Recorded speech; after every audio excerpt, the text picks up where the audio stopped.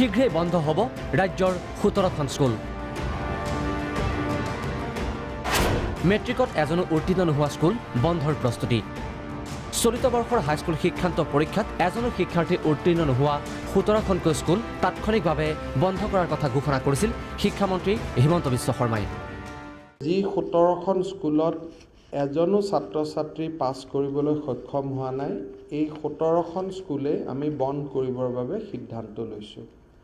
And teachers will be transferred across the Assam. এই স্কুলকেইখন বন্ধ কৰাৰ বাবে ইতিমধ্যে যাৱতীয় প্ৰস্তুতি সম্পূৰ্ণ কৰি তুলিছে শিক্ষা বিভাগে। শীঘ্ৰেই জাৰি কৰা হ'ব আনুষ্ঠানিক নিৰ্দেশনা। প্ৰাগ নিউজৰ হাতত পৰিছে ৰাজ্যৰ শিক্ষাৰ মানচিত্ৰৰ পৰা বিলুপ্ত হৈ পৰিবলগীয়া এই বিদ্যালয়কেইখনৰ এক্সক্লুচিভ তালিকা। ডিমা হাছাও জিলাত বন্ধ হ'ব 5খন স্কুল। বন্ধ হ'বলগীয়া এই স্কুলকেইখন হ'ল হাডিংমা high school, Kepre high school, খাৰথং high school, লেইৰি high school, চিমটুইলং high school. Jorhat জিলাত বন্ধ হ'ব 4খনকৈ স্কুল। যোৰহাটৰ এই স্কুল 4খন হ'ল Baligaon Gitarthi vocational high school, Jorhat Bezbaruah high school, মধ্য আহতগুৰি হাইস্কুল, নামদেউৰী ছোৱালী হাইস্কুল। ইয়াৰ চাৰিওফালৰ পৰা যিবোৰ ফেইল চেল কৰি মেলি থকা ল'ৰা ছোৱালী আহি পেলাই ইয়াত সোমাইহি, ইয়াত সকলোকে আদৰি লোৱা হয়।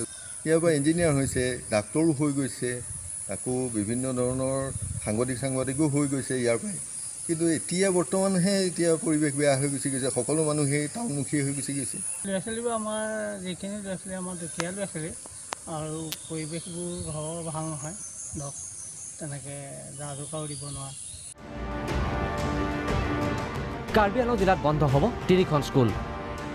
আৰু বন্ধ হ'বলগীয়া স্কুল 3খন হ'ল ৰংচেক ইংলিছ হাইস্কুল, কৈলামাটি আৰলং ৰূপাত হাইস্কুল আৰু হামৰেন গাৰ্লছ হাইস্কুল।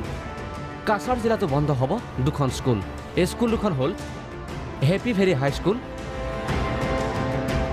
আৰু খুনাও হাইস্কুল। খুনাও স্কুলত আছিলে 8জন পৰীক্ষাৰ্থী, 8জনৰ ভিতৰত এজনে পাছ কৰিব পৰা নাই।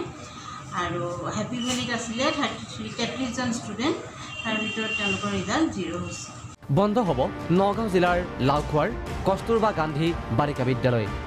ধুবুৰী জিলাত বন্ধ হ'ব মোহনলাল সুভাষাৰিয়া হিন্দী একাডেমী হাইস্কুল।